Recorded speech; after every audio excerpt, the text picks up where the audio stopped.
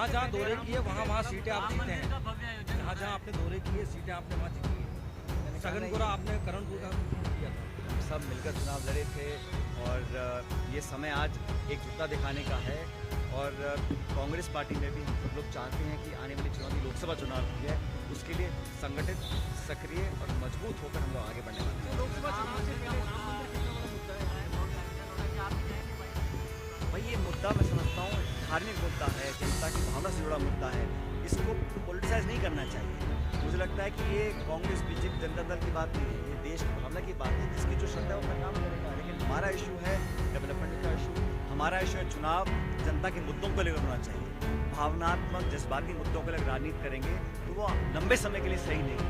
और मैं समझता हूँ कि हमारी पार्टी का स्टैंड बड़ा क्लियर है कि हम लोग चाहते हैं कि राजनीति हो तो पब्लिक इशूज पर हो। 10 साल की रिपोर्ट कार्ड भाजपा को प्रस्तुत करनी चाहिए कि किस क्षेत्र में आपने आगे काम किया है।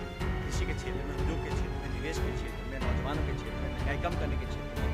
आज कच्चे तेल का दाम इतना कम हो गया कि राहत सरकार को नहीं दे पा रही है। तेल, पेट्रोल के गैस का दाम हो गया। तो इस सवाल जनता को और मीडिया को पूछने चाहिए कि आप सारा ध्यान और जो लोगों का जो फोकस है वो पब्लिक इश्यूज पे क्यों नहीं आ रहा है। क्या आपको लगता है कि आलाकमान ने अगर आपकी बात मान ली होती तो परिवर्तन कर दिया होता राजस्थान में, तो आज कांग्रेस की सरकार होती? अब आप देखो 2024 के लोकसभा चुनाव में क्या करना है। आप वापस पीछे चले जाते हो, हमें आगे जाना है, आगे के सोचना है। हम सब मिलकर चुनाव लड़ेंगे।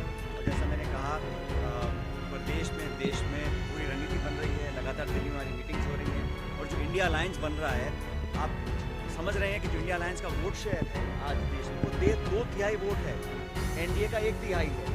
इसलिए केंद्र सरकार घबराई हुई है कि अलग अलग जो इंडिया अलायंस के पार्टनर्स हैं, अगर हम मिलकर लड़ेंगे तो मुकाबला टक्कर का होगा और इंडिया अलायंस जीतेगा। इसलिए हमारा सीट शेयरिंग की चर्चा चल रही है। बहुत जल्द हर स्टेट में हम एक सीट शेयरिंग फॉर्मूला बनाएंगे। चर्चा होने के बाद उस पर हम अमल करेंगे और बहुत जल्द हमारा कैंपेन भी चालू करेंगे। लेकिन राहुल जी की यात्रा निकलने वाली है, मैं समझता हूँ इसका बहुत एक सकारात्मक प्रभाव कांग्रेस के कार्यकर्ताओं और देश में पड़ेगा।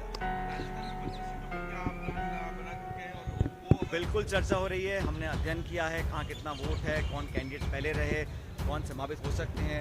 कमेटियाँ बन गई हैं, प्रभारी बन गए हैं, स्क्रीनिंग चल रही है, ऑब्जर्वर्स हर लोकसभा क्षेत्र पर लग चुके हैं और लगातार मीटिंग्स हो रही हैं। अभी 11-12 को एक और मीटिंग दिल्ली में होगी, उस पर पूरी चर्चा की जाएगी। बहरहाल मेरा ये मानना है कि कांग्रेस पार्टी कार्यकर्ता मजबूत है, उत्सुक है चुनाव के लिए और उमंग के साथ चुनाव लड़ेंगे। और पूरे उत्तर भारत में और पूरे देश में कांग्रेस पार्टी का परफॉर्मेंस बहुत अच्छा है।